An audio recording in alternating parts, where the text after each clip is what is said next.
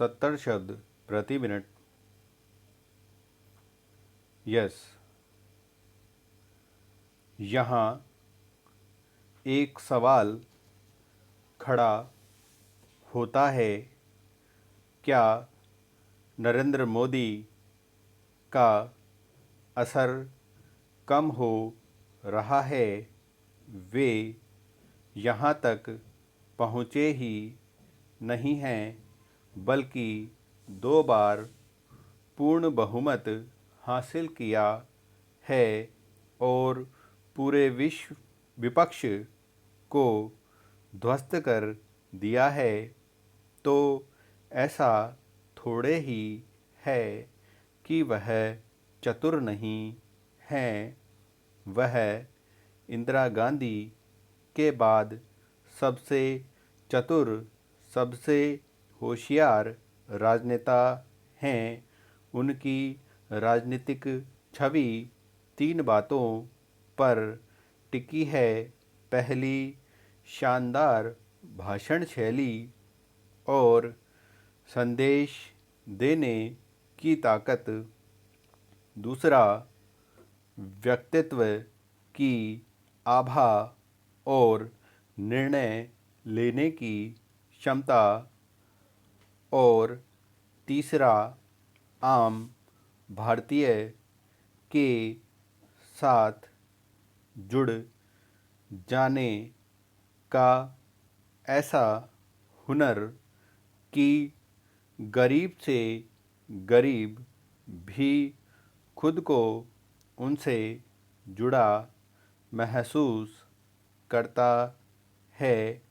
वह याद दिलाते रहते हैं कि सत्ता आने पर भी उन्हें तकलीफ नहीं होगी।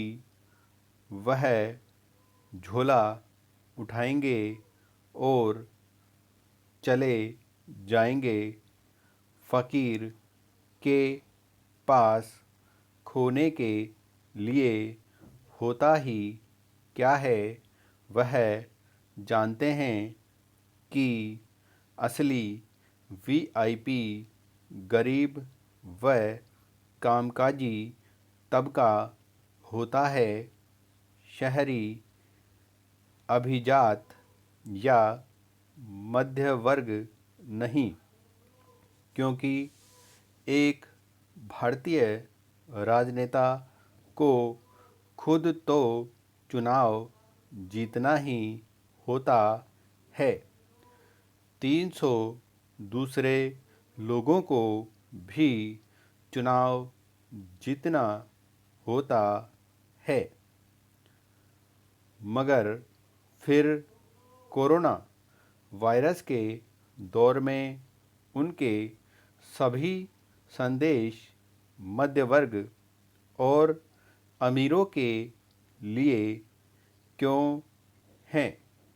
मोदी के नारे देखें, ताली थाली, टॉर्च लाइट, बालकनी या बरामदे में आइए।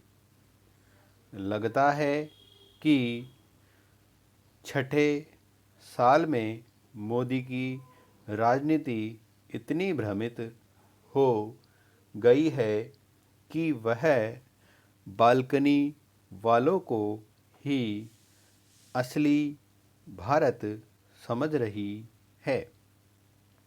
आखिर भारत में कितने वोटर्स के पास बालकनी है? कितनों के पास घर हैं? कितनों के सिर पर न टपकने वाली छतें हैं?